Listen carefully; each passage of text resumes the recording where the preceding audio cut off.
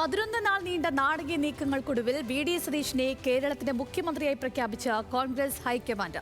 K C. വേണുഗോപാലിനെ നേരിൽ വിളിച്ച് രാഹുൽ ഗാന്ധി അനുനയിപ്പിച്ച ശേഷമാണ് ദീപദാസ് മുൻഷി നിർണായക പ്രഖ്യാപനം നടത്തിയത്. എം.എൽ.എമാരുടെ തലയെണ്ണത്തേക്കാൾ അണികളുടെ വികാരവും ഘടകകക്ഷി നിലപാടുമാണ് ഹൈക്കമാൻഡ് പരിഗണിച്ചത്. These discussions, it has been decided that Shri V.D. Satishan be appointed as the leader of the CLP.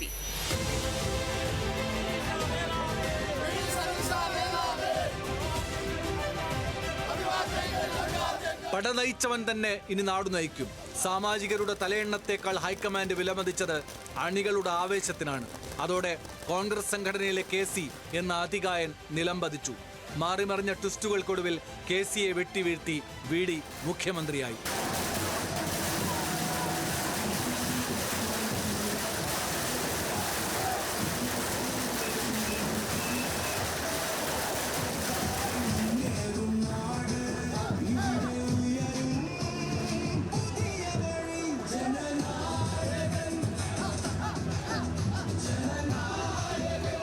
രാവിലെ മുതൽ കോൺഗ്രസ് കേന്ദ്രങ്ങൾ പിരിമുറുക്കത്തിലായിരുന്നു. കെ.സി. വേണുഗോപാലിനെ വസതിയിലേക്ക് വിളിപ്പിച്ച് രാഹുൽ ഗാന്ധി ആ ദുഃഖസത്യം മുഖാമുഖം അറിയിച്ചു. എ.കെ. ആന്റണി അറിയിച്ച അണികളുടെ വികാരവും 2 ഉപതെരഞ്ഞെടുപ്പ് നടക്കേണ്ട സാഹചര്യവും മുസ്ലിം ലീഗിന്റെ കർക്കശ നിലപാടും ഹൈക്കമാൻഡ് പരിഗണിച്ചു. 1.5 മണിക്കൂറോളം നീണ്ട ചർച്ചയ്ക്കൊടുവിൽ കെ.സി. വഴങ്ങി. ജനങ്ങളുടെ പ്രതീക്ഷകൾക്കനുസരിച്ച് ഒരു സർക്കാർ കേരളത്തിലുണ്ടാകും, UDF സർക്കാർ. ആ സർക്കാർ നയിക്കുന്ന മുഖ്യമന്ത്രിക്കും ഗവൺമെന്റിനും മുന്നോട്ടുള്ള പ്രവർത്തനങ്ങൾക്ക് എല്ലാവിധ പിന്തുണയും വാഗ്ദാനം ചെയ്യുന്നു. മുഖ്യമന്ത്രിയായി പാർട്ടി ഹൈക്കമാൻഡ് നിയമിച്ച ശ്രീ V.D. സതീശനെ അങ്ങേയറ്റം ഹൃദയം തുറന്ന് അഭിനന്ദിക്കാൻ ഈ സന്ദർഭം ഞാൻ ആഗ്രഹിക്കുന്നു. അദ്ദേഹത്തിന് എല്ലാവിധ പിന്തുണയും വാഗ്ദാനം ചെയ്യുന്നു. ഇതിനിടെ രമേശ് ചെന്നിത്തലയെയും V.D. സതീശനെയും വിളിച്ച് രാഹുൽ തീരുമാനം അറിയിച്ചു. മുസ്ലിം ലീഗ് നേതാക്കളെല്ലാം ഒത്തുകൂടിയ സന്ദർഭത്തിൽ മല്ലികാർജുൻ ഖർഗെയുടെ ഫോൺ വിളി പാണക്കാട് സാദിഖ് അലി തങ്ങൾക്കെത്തി. പാണക്കാട് വീട്ടിൽ എല്ലാവരുടെയും മുഖത്ത് ചിരി വിടർന്നു. ഈ തെരഞ്ഞെടുപ്പിൽ ഒരു ജനവിധി ഉണ്ടായിട്ടില്ലല്ലോ.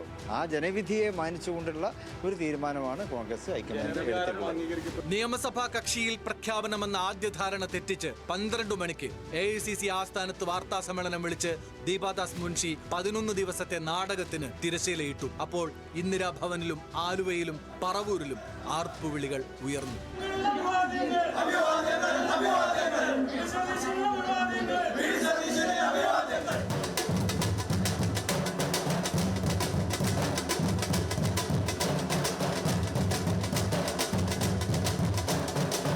കന്റോൺമെന്റ് ഹൗസിലെ വാർത്താ സമ്മേളനത്തിൽ മുഖ്യമന്ത്രി പദവിയെ ദൈവനിയോഗം എന്നാണ് V.D. വിശേഷിപ്പിച്ചത്. മുഖ്യമന്ത്രി പോരിൽ എതിരാളികളായിരുന്ന കെ.സിയെയും RCയെയും പ്രശംസിക്കാൻ സതീശൻ ശ്രദ്ധാലുവായി.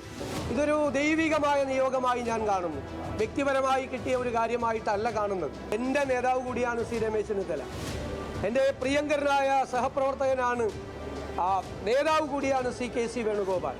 അവരെ എല്ലാവരെയും പൂർണ്ണമായ വിശ്വാസത്തിലെടുക്കും. KPCC പ്രസിഡന്റ് ശ്രീ സണ്ണി ജോസഫിനോട്, അതുപോലെ ഇവിടുത്തെ ചുമതല AICCയുടെ ചുമതലയുണ്ടായിരുന്ന ശ്രീമതി ദീപദാസ് മുൻഷിയോട്, എല്ലാവരോടും അവരുടെ ക്യാമ്പ് ചെയ്താണ് ഇവിടുത്തെ പ്രവർത്തനങ്ങൾക്ക് നേതൃത്വം കൊടുത്തത്. എല്ലാവരോടുമുള്ള നന്ദി ഞാൻ പ്രത്യേകമായി പറയുകയാണ്.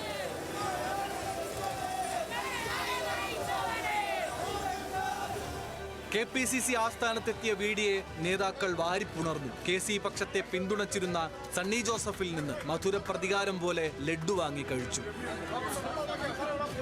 വിരമിച്ചിട്ടും കേരളത്തിന്റെ ഹൈക്കമാൻഡായി നിലകൊള്ളുന്ന A.K. ആന്റണിയുടെ അടുത്തേക്കായിരുന്നു അടുത്തത്.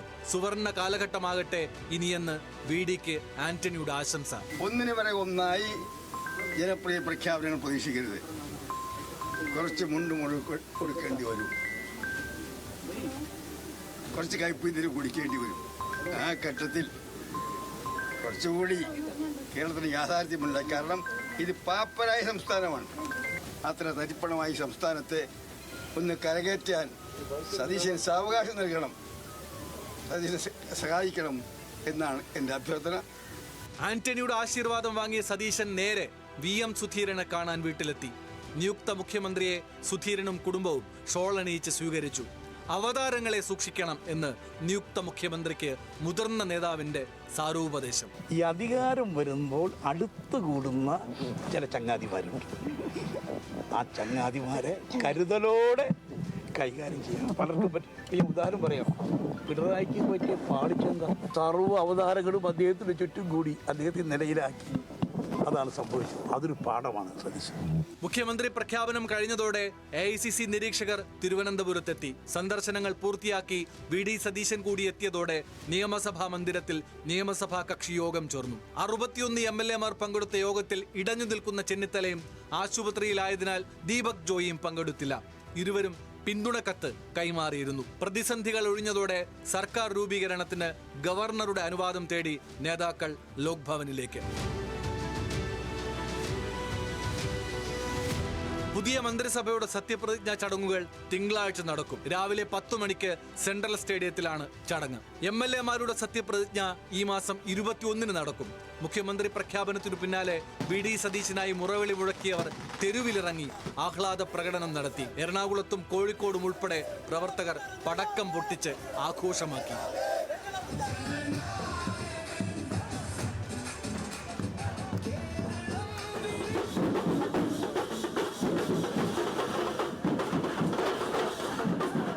UDFനെ വിസ്മയ വിജയത്തിലെത്തിക്കുകയും കുശാഗ്രതയോടെ 1ാം നമ്പർ ആവുകയും ചെയ്ത സതീശന്റെ ഭരണകാലത്തിനായി കാക്കുകയാണ് Keralam. News desk, news Malayalam.